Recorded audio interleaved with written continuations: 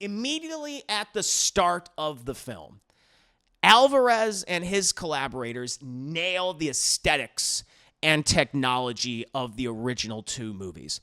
The dystopian utilitarian tech, the CRT TVs, all the graphics popping up on the screens, the little glitches and things, the big dumb mechanical buttons that I love. You press them and they just make the clink clink clink sound. I was like, nice. It all looks great across the board. And though there are good moments in between, again, with David Johnson as Andy, and some really cool and grisly sequences with the alien itself, this film just starts to devolve into some of just the worst fan service that I've seen in quite some time. But also forcing this film to connect to one of the dumbest and most reviled entries in the series.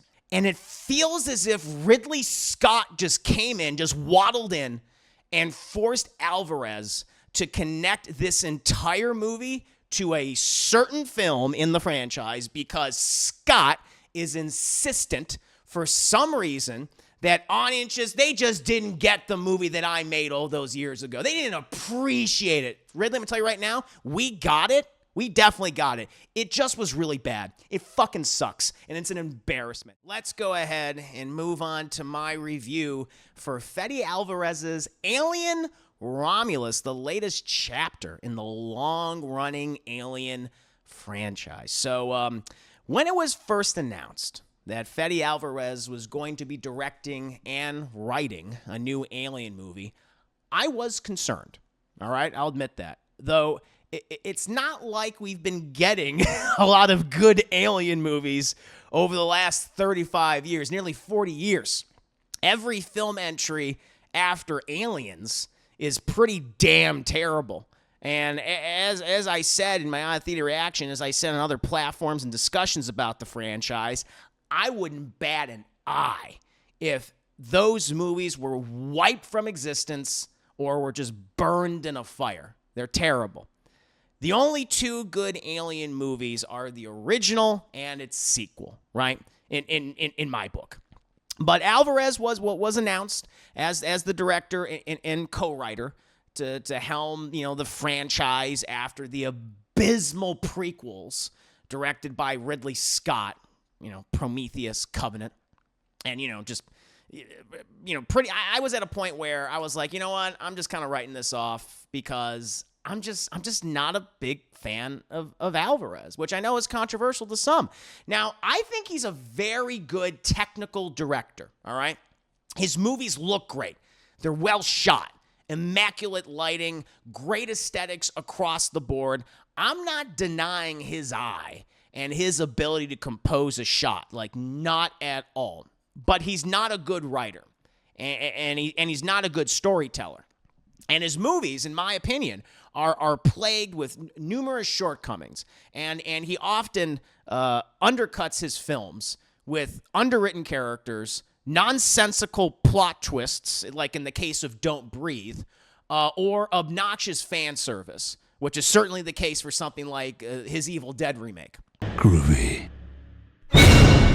But despite all that, the marketing from Romulus was it was really working for me. As you guys know, I was talking about, I was getting hyped up these last couple weeks.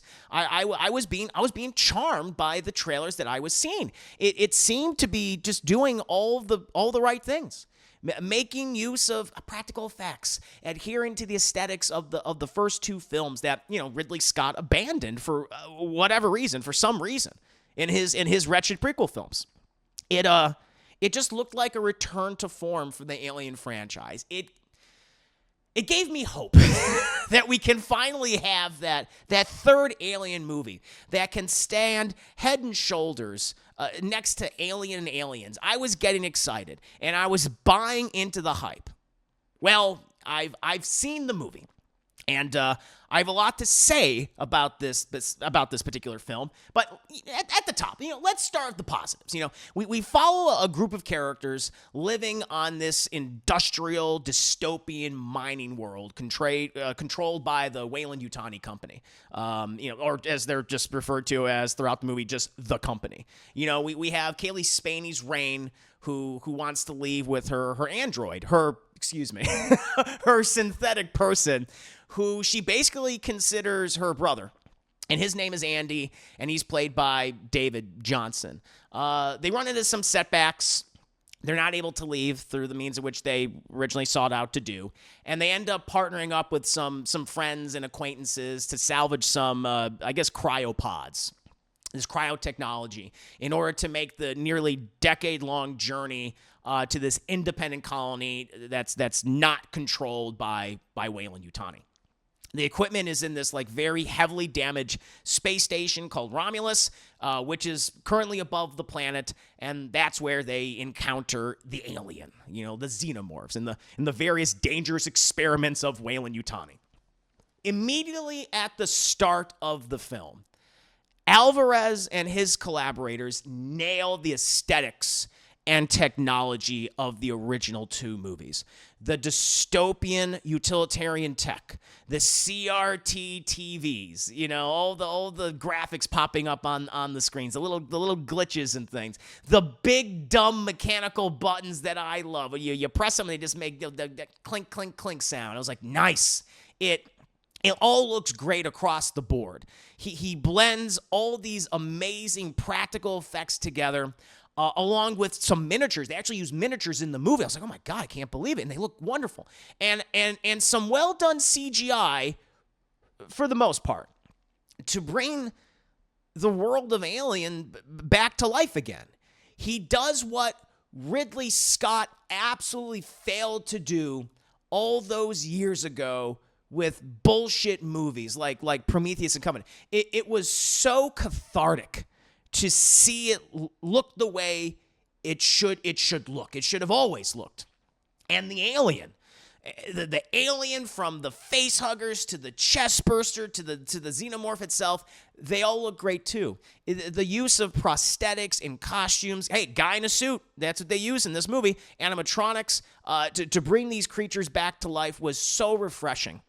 And I think the first 2/3 of this movie, Alvarez, he's able to come up with some just really horrifying and gross scenarios and some excellent set pieces. Just so much of this movie is just bloody and brutal and downright nasty. It's goopy, guys. It's super goopy. And as expected, and I expected him to, since he is a very good technical director. Now, in terms of the cast, Spaney is good as Ray. I think she's solid. She has a number of solid dramatic moments with a few of the other characters, especially Andy. But David Johnson as Andy steals this movie from everyone.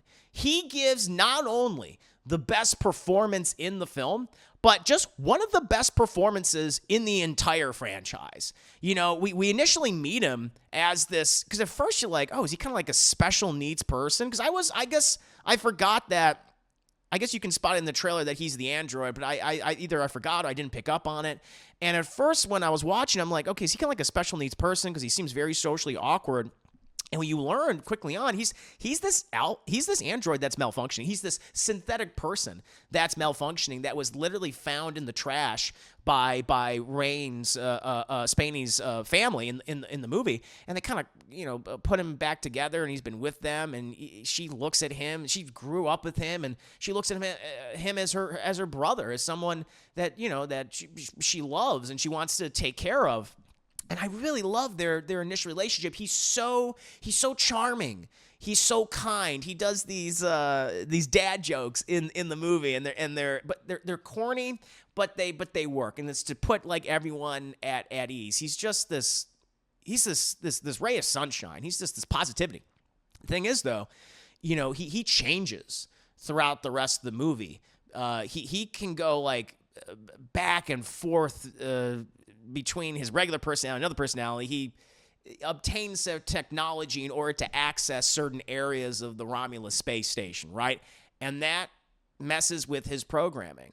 And so he quickly changes, and you pick up on it and you notice it. But he can go back and forth depending on what happens to him in the movie. Like if he's knocked over, for instance, and he starts malfunctioning, the fidgety, almost like he's having a seizure. And how the physicality of that, coupled with the way in which he presents himself in two different ways, and just the dialogue he's given. You know, again, he can be charming and endearing one moment and very ominous and cold the next. It's a multifaceted performance that deserves a lot of praise. Like, he is the big standout in this movie, and just one of my favorite characters in the franchise, honestly.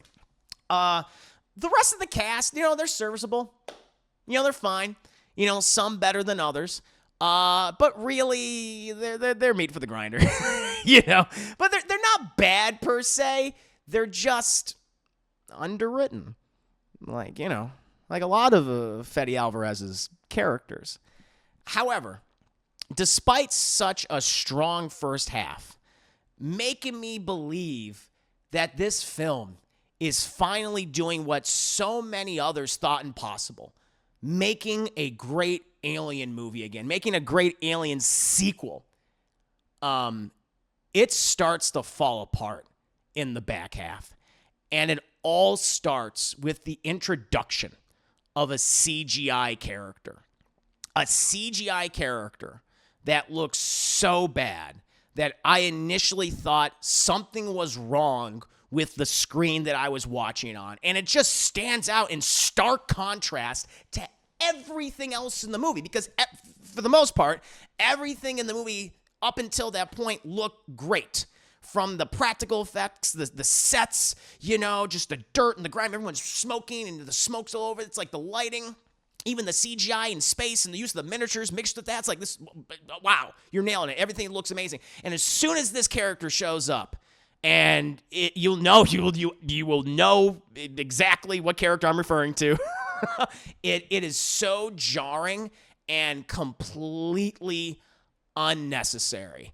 And it starts with that's what starts just the avalanche of fan service. It starts with this CGI character who you can easily change. It's a lot of the issues that I have with this movie, and I'll go into more detail in just a bit. It's not with what's again, not the technical aspects, right?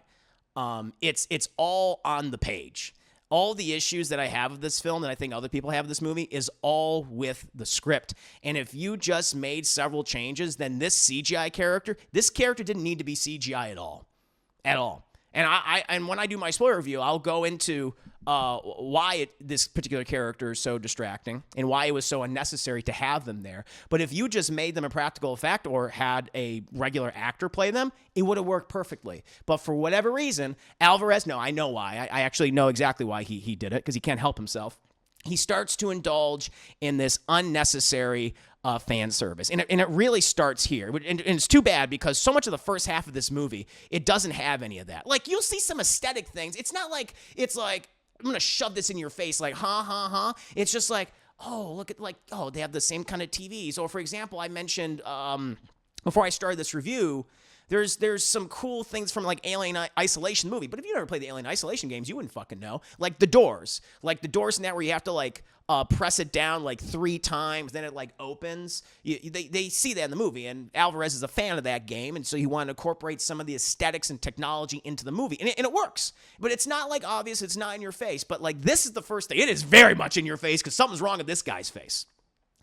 And though there are good moments in between, again, with David Johnson as Andy, and some really cool and grisly sequences with the alien itself, this film just starts to devolve into some of just the worst fan service that I've seen in quite some time. Unnatural fan service. Not only bringing up old iconic lines that we're all familiar with, and you know exactly what lines I'm referring to. If I just, you know what I mean. Iconic lines for the franchise, you go ahead and state any of them in the chat. You'll know exactly what it is. But Not only bringing up old iconic lines that we're all familiar with, recreating shots from other movies, but also forcing this film to connect to one of the dumbest and most reviled entries in the series.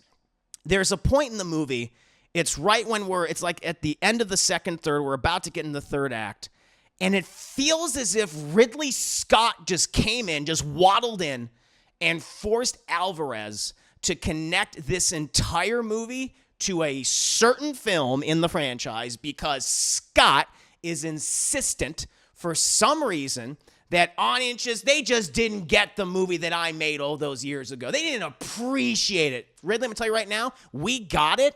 We definitely got it. It just was really bad. It fucking sucks, and it's an embarrassment. And the fact that you tried to connect this movie to that one, that is shameful. Because then after that, then the movie gets really goddamn dumb. It gets so dumb. And all that leads to, because of what it connects to a shockingly abysmal third act that recreates the ending of another Alien movie.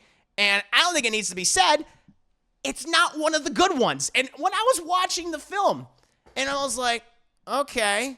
And once everything seems, normal, and the wheels start turning, Chad, and I'm watching, and something goes wrong, and something happens to a certain character, and they go through something quite arduous. I'm just like, are you recreating the entire last sequence from this infamous Alien movie?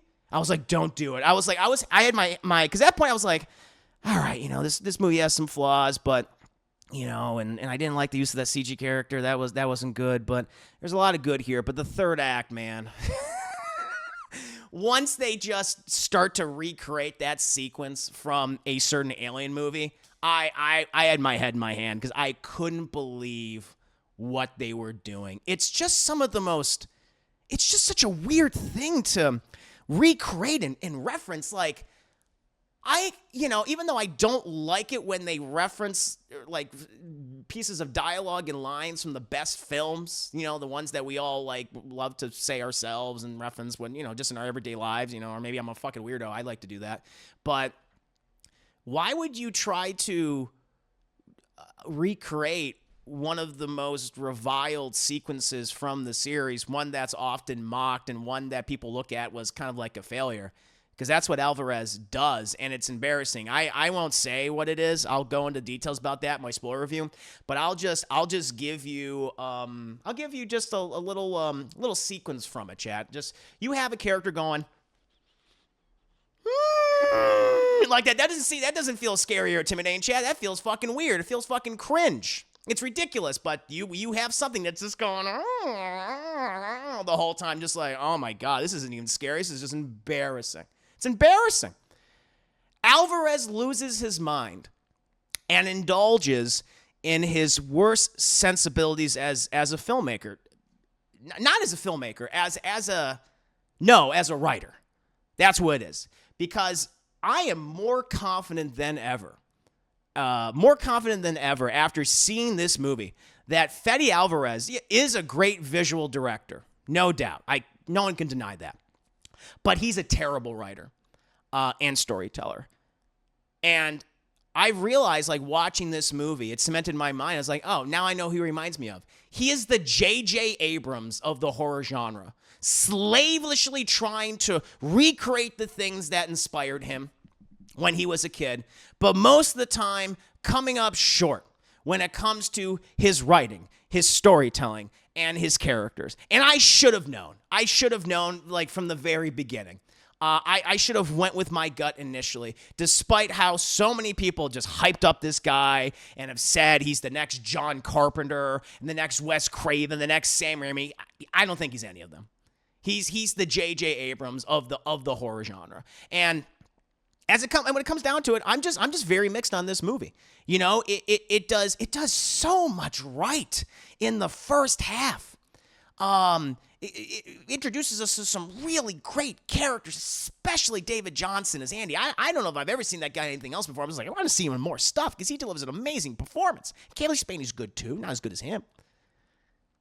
But and even when we get into the last half of the film, the second half, it continues to do some good things in that second half, but it just drops the ball. It drops the ball and indulges in the greatest hits, but also the worst hits of the Alien franchise, and that is very confusing to me. I don't understand that. I've never really seen that before. I mean, there's probably examples of that where it's like, I'm going to reference all the bad stuff, but like not in an ironic way, not in like a wink and like, isn't this fucking dumb? Isn't this goofy? We're making fun of this. No, we're like, what are you talking about? That's brilliant. I'm going to put that in there because it's so cool. Because Ridley Scott really likes it. It's like, no, it's not. It's not cool. I'm disappointed. I'm disappointed. Is this the third best Alien movie? Maybe. Sure, I guess so.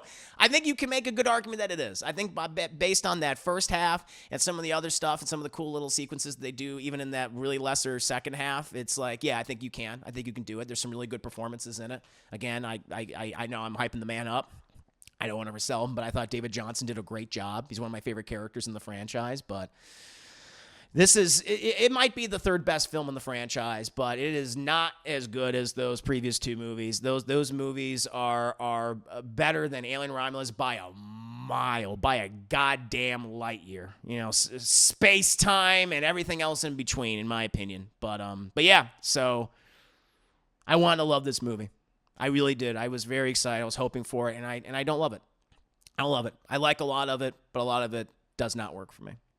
And that's my thoughts on Alien Romulus. What about you guys? A lot of people I know are really enjoying this film, but the more people see it, it's a bit more divisive. I'm actually very curious to see where people fall on this movie in the weeks to come. Did you love it? Were you more mixed on it? Or did you downright despise it? Let me know. 5 minutes later. Let me see. I'm very curious. Glee with 100 minis. Third best Alien movie. Not exactly a high bar, but still, you're not wrong. Yo, I know. Is it the third best one? It's like, well, it doesn't exactly have stiff competition. when the other films, when you look to your right and to your left, it's like, we got Alien 3, we got Alien Resurrection, and then you look behind you, it's like, oh, God, Covenant and Prometheus, oh, Lord. And then in the sewers, they keep Alien versus Predator Requiem. You know? It's a good point, Glee. It's a very good point. Oh, Christ. Let's see here. Human like human. Yeah, as soon as that alien came out of the top hat saying, hello, my baby, hello, my darling, really took me out. That's fair. I know exactly what you're talking about, too. Yeah, there's a throwback line made me groan audibly. I was just like, and it's man, I'm not going to tell you what it is. You guys can all guess it. There's several lines. It's not just one. There's one that people are talking about right now because it is just such a in-your-face, like, But there's other ones in there, too, said by the CGI character. I'm just like, why is this character saying this? Why would he know, like, to say the same things? But not only do they say a certain iconic line in the franchise, but they say it where it's like, yeah, and then dramatic pause, then they go, and it's just like, oh, that made it even worse. It doesn't, and you know why? It doesn't feel natural. It doesn't feel natural, one, because you're referencing it, but you and it's actually said by the best character in the movie, funny enough, Andy, by David Johnson. This is like, why'd you give that line to him? It was so weird. It's so weird. Was the line, the food ain't that bad, baby? It was not. It'd be funny. That I wouldn't mind. That I actually wouldn't mind. That would have been fine. That would have been okay. That's an underrated line. Underrated line. Or like Parker's, I just want to go home and party. That's another good line. I like that one. Nah, it's the line of a certain film. Let's see here. But thank you, Glee, for the 100 biddies. Damn, this is Bugstaff. Deadpool and Wolverine kind of did it. I'll tell you right now, I think Deadpool and Wolverine handled their fan service infinitely better. They have characters come back from the previous like X-Men movies and like Fox era films, and they're not just cameos. They're like literally like supporting characters in the movie. And they do actually fun stuff with them, like funny things with them that I really like, that people are memeing and gifing on and everything. I think there's a lot you can criticize about Deadpool and Wolverine, and there's things I certainly did. Like, I don't think the story's very strong in that movie, and not all the humor, not every single joke landed for me. But I think the fan service, or at least the cameo, which I wouldn't even describe those as cameo. A lot of people say like, how it handled the cameos wasn't good. I disagree. I don't think those were technically cameos. Those are supporting performances in the movie. They were like introduced in the second third, and they were into the last third of the movie. So that's the one thing I would disagree with. But there's things you can criticize about Deadpool and Wolverine.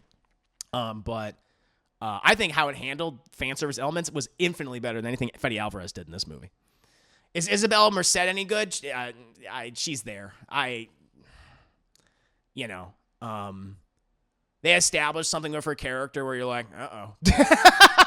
As soon as you hear it, it's like, that ain't good. She's fine. Again, so much of the cast, they're either just like kind of solid, they're just there to die. They're just there to be meat for the grinder. That's how I would describe them. Outside of Rain, Kaylee Spaney, and David Johnson as Andy. Like they're the characters you're attached to that you actually, because you're invested in their relationship, right? That's given the most depth, and everybody else is just kind of there. They're all window dressing, honestly, and that's a problem. That's a problem with Fede Alvarez in the past. His outside of maybe a couple characters, like one or two, the rest are just there to expire. But I wasn't impressed by Isabella Merced in the film. Those first two seem untouchable at this point. Yeah, I just, yeah. The thing is, like, watching this movie, I was like, you're fucking doing it. You're doing it. You're nailing it. Oh my God. And it was taking its time. It wasn't like rushing. It was like, all right, let's get the alien. Like, they were building. They were like, you really felt in this world. Like, again, the world building in this was great. I felt immersed. It was like, this feels like a real place, a real shitty place.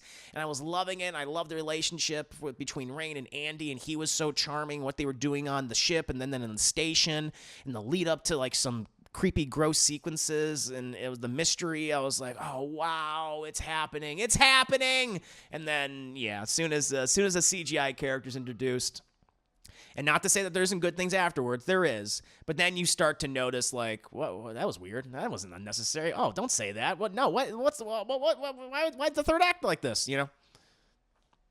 Yeah, I was really digging the film with the first 2/3 due to the tension, VFX work, and two leads. Yeah, there you go. But the last third of the film was a real letdown. Yep. So overall, decent watch in my opinion, but that ending definitely sorrows a bit. Yeah, I mean, I'd watch it again. I don't feel the need to go back to the theater, but I'd watch it again because there's a lot I still do. I know I'm sounding like really harsh towards the end of this review, but there is still a lot of stuff to respect and admire. It's the writing, guys. That's what it is. It really is. It's like Fede Alvarez. Now I kind of. People for the longest time, they've always said, like, Zack Snyder, for instance. This is going to sound like a weird comparison at first. But everyone says, like, Zack Snyder is a brilliant visual director, which I personally disagree with. I just don't like his visual styles. But a lot of people say that, right? A lot of people say that. But he's a terrible writer, terrible storyteller, all that. He can't have a normal conversation between two characters without it being just, ridiculous or obnoxious or just really cringe. And Fede Alvarez is, I see him as that in a way. Maybe not as bad as Zack Snyder. Certainly not as bad. That's why I think the comparison maybe might not exactly be accurate, but it's like he is a brilliant visual filmmaker. It's like in all the movies he's made that I've seen him do, in Evil Dead, in Don't Breathe, and in this one, it's like I have never criticized the looks of those movies. They all look really good, but it comes down to the story. It comes down to the characters and what he ends up doing with them, and that's what just doesn't work. And he indulges in this fan service, certainly with Evil Dead Remake, which had like one of the worst stingers I think to any movie, where just got fucking Bruce Campbell going, "Hey, groovy, yeah." He does the same thing here. Well, not a stinger, but but it's throughout the movie. It's like, why? You don't need to do that. You can cut that and it would be better. It would be better. Or say something, or create a new, or God forbid, create a new iconic line. Create a new iconic line would go like, that was pretty fucking badass. Like, that would be cool. If I was, I don't know, listen, I'm not Fede Alvarez. And I'm not directing any of these movies, but if I had to, I'd be like, I want to create my own iconic moment in this franchise that people are going to go like, that was badass, or my line that people are going to reference forever. That's why I would want to do that. I wouldn't just copy what was said previously. I'd be like, let's try to recapture what made that line so good, but with something new. And that's what he should have done, but he doesn't. And it comes across really awkward and cringe, in my opinion. Wonder what the cinema score would be in this movie. I don't know. I don't really pay attention to the cinema score. It's so sad when the toys have better alien designs. Well, the aliens look well for the most part. Again, in the third, I want to talk about the third act so bad, but I won't. Not until the spoiler review, which I'm not doing now. Excuse me. But all the aliens look amazing. There is some great practical effects in this movie. It's super gross. I mean, there's guys in suits, and it looks so cool. It's imperfect in a good way, though. It's like, okay, that's like a guy in a suit, and that's an animatronic, but I like that because it feels real. I can touch it. The actors are touching it, right? Or they're getting fucked up by it, and that's what makes it so good. I love that it's not clean. I love that it's not like, just all slick like CGI, and it ages out in like a year and a half. It's like this thing. As negative as I was towards the fan service in this movie in the third act, like the look at this film, it's going to age extremely well. It's going to age just as well as Alien and Aliens did, for the last nearly 40 years. Check, please. The Herman constantly sets up mysteries he can't solve, and he writes it. Yeah. Yep. Vanja thought you love it. I thought I was loving it, man. For the first half, I was fucking like, oh my God, this is so good. And then, yeah, it lost me. I'm mixed on it. I don't hate it. I hate things about it and certain choices that are made. But I'm mixed on the movie. Oh, I thought we agreed all not to talk about AVP ever again. That's fair. I have a feeling I know what is probably the obvious one, to be honest. Yeah, it's the most obvious one. Brad Jones had a lot of the same complaints from what I've heard from both of you. I'm curious because I know initial reactions were super positive, and I listened to those. I was like, oh, yay. But then I think more people are going to come out now that they've seen it, and they can share their thoughts in more detail, and they can just get into the minutia. They can get into more specifics. Serious Spock almost loved it, but it kept going. I was like, oh, okay, then. The ending brought back some scarring memories from a 2009 movie I won't name because it gives it away. Oh, I wonder what you're referring to. 2009. Okay, interesting. The ending reminds me of, well, it's two things. It reminds me of, well, one specific Alien movie. They just absolutely just recreate the ending of one film. And I was just like, why are you doing this? and then something else. And then an additional Alien movie that I did not want to be reminded of. Alien Ramas, for me, says Uberbash, is like the Battlestar Galactica remake of Game of Thrones. I adored the first 85%. The last 15 was a gigantic. What the fuck? Yeah. Bug's Daff, Deadpool did it way better. I thought it did way better, too. It was still effectively creepy, though. Oh, I agree. No. There's some great tense moments. It's very creepy. It's very atmospheric. Not criticizing that whatsoever. Nope. It's all that's done. Again, the technical aspects of this film, for the most part, I have no criticisms of, with the exception of a CGI character that, quite frankly, and it's a little kind of uncomfortable, too. And I'll explain as to why on Monday. And then another thing that's introduced in the third act, which I was like, this isn't working for me. Where they go CGI heavy. I'm just like, it's a combination of practical effect, but then there's these CGI shots. I'm like, that is very much CGI, not real. So I didn't like that. The cameos, Deadpool and Wolverine, were pretty great. I liked them too. Yeah, I did not have the issue with the, and again, like yeah, you like cameos exactly, because they were more like supporting characters in the movie. They didn't have they were like a blip and that was it. Like they had dialogue, they had a relationship with the main cast, and so I thought it worked. The Steven comparison fits very better. I think that's a great comparison because he can't write an ending to save his life. Like all the endings for all of his movies suck, from Evil Dead remake to Don't Breathe and now this one, in my opinion. Although I do feel like he's like J.J. Abrams. Where J.J. Abrams is able to recreate the aesthetics of things that he loves, clearly. It's like, whether it be Goonies or E.T. or Steven Spielberg or George Lucas, like he can recreate that, but it's the execution, the writing, and the characters. That's where he falters, and I think that's the same for Fede Alvarez. But the Stephen King comparison is very apt, in my opinion. Very apt. It's good. I wish I thought of that. Yeah, the kills were very well done. They were. All the kills were good. Yeah, they were all good. A good comparison from what the reviews have said is like a basketball team that's played well until the fourth quarter where they start falling apart. Yeah, it's a little definition of a mixed bag. Like I know I'm saying like super negative and like I'm like I hate this. I don't hate it. I don't hate this movie. There's things I hate about it, or I really dislike about it. But there's like so much I'm like, God, I love what you're doing here. And then it's I'm more angry. I traveled 6 fucking hours. You traveled 6 hours? Oh my God. There are no theories where I'm sorry. Oh my Lord. Oh my God!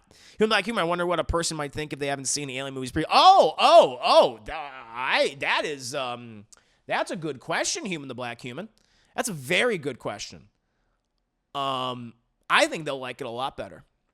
I think if they go in with having seen none of the original movies and are unaware of the fan service, it'd be like, oh shit, I think they'll really like this movie.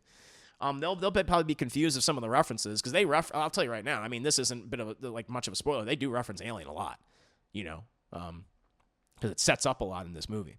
But since it takes place in between Alien and Aliens, so outside of that aspect of it, I think they would probably walk away from this movie liking it probably more than I did. Ostix, now this out, do you think it's better than a soft reboot of only movies mattering, aliens having older Newt? What? Oh, wait. Now that it's out, do you think this is... Are you saying this is better than a soft reboot of only movie mattering, aliens having older Newt? I'm not really trying... I can't really understand what you're trying to say, Austin. Are you just saying... Are you saying that you would, Well, there was a plan to do a Neil Blomkamp's Alien 5, or really what would have been his Alien 3, where it would have negated everything that came after Aliens, and it would have followed a older Ripley, an older Hicks, an older Newt, and that would have been the story. I still would want that, maybe not to have Neil Blomkamp direct it, since I think he's a one-trick pony, to be perfectly honest. But I like that idea. I doubt it will happen now. I don't think it's going to happen. Because I think those actors are just too old. Like Sigourney Weaver and Michael Biehn. I don't know. I don't mean to be ageist, but I don't know if they would want to do it. Well, Michael Biehn wants to do it. There's no question. But Sigourney Weaver, I'm not sure. When the third act happened, did people hold you back while it cried like Sean Penn and Mystic River? Actually, there wasn't that many people in the theater, to be perfectly honest. It was a very early screening because I like to go in the morning. It was a quiet. It was like a quiet like. What are you doing? Don't do this, please. I was like, please don't do this. And they did it. I was like, yep, all of it. They did all of it. And even before then, like where they connected to another Alien movie, I'm just like, don't connect it to this. Please, God, because it's going to get dumb. And as soon as they connect it, it gets dumb. It gets dumb. And I'm like, I knew it. I knew it was, and that's what happened. And everything that is wrong with the third act, everything that's wrong with the third act is because of the dumb thing that they introduced that connects to one of the worst entries in the franchise that may or may not be directed by Ridley Scott. And it just feels like he came in there. Like, that was his note. Like, out of everything that, I don't know how involved he was in the making of this movie as a producer, but that feels like a personal request. That felt like because then there's, like, this really awkward exposition. Like, it just didn't work. There's this one part where you have the CGI character just detail something that happened in the past, and it's just like, oh, that was really awkward and unnecessary. And then he's explaining this thing. I guess it's the MacGuffin of the movie. Yeah, it's like the MacGuffin. And I was like, please don't do this. And they do it. And as soon as they introduce it, it gets really stupid. Like it was in that original movie. And I'll tell you what that is in time. In time. Bugs Dad, I was really baffled by the third act of this. Yeah, it's bad. It's bad. I'm sure there's some people that dig it, that like it, but I was just like, this, I don't know what's going on now. It's so weird. And again, it's like so many people have been saying about this movie, it's the greatest hits of the franchise, which is true. It's just it doesn't do those hits very well. But it's also the worst hits of the franchise too. And I'm not familiar with that. Is there like a movie that I'm sure there is, that you had a later entry or a legacy sequel or something, and they just, they indulge in the fan service. It's like, let's bring this up, let's bring that up. But then they also bring up the things that people dislike about maybe other entries in that franchise, but not in like that was bad, right? Like a wink and the nod, but it's like, oh no, this is actually like really cool, and that's why we're bringing it in here. Was there anything like, even though it's reviled, like, is there another example of that? I can't think of anything. It's unique in that way. It's very unique in that way. I'm mixing up my days a little bit, drinking some Crown and Fancy Friday when I should be doing that. This on a Wednesday. You could do it on a Friday. I need a drink right now. I wish I should have got some alcohol for tonight's watch party. Please don't go down the Halloween route when you have 75 different movie timelines. The series must go keep it the same timeline. Yeah, yeah. I mean, if I had my way, I would just say Alien and Aliens are the only movies in the franchise. I'm just like, this is it. And you can, and there's a lot of Romulus that you can still, like, there's a lot you can still use, it's just, it's need to connect to the lesser entries it's just, I don't get it. I don't understand that. Like, I don't know, if I was, I don't know, his co-writer or producer, I'd be like, why are you doing this? No. And again, it's nothing that's shot. It's everything's on the page. All the things, all the issues that I have and that you guys have and that other people's have can all be fixed with the script. The CGI character easily can be changed. So goddamn easy. Because the character doesn't need to be CGI. It's just another actor. It's a new character, right?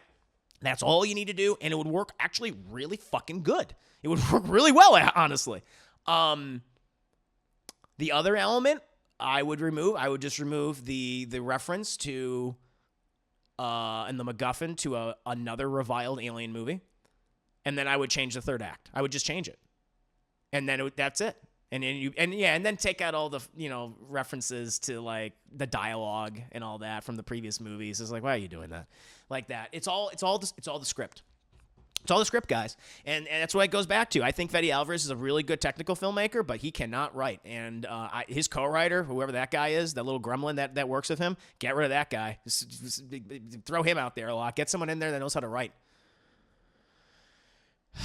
And no people walked out. Everyone stayed in their seats for this one. Listen, I have issues with this movie. It's not Borderlands bad. It's not Borderlands bad. I'm not gonna go that far. Oh man. That new Blomkamp movie's canon in my head. Yeah, I would. I would like it, but maybe not him directing it. But I love the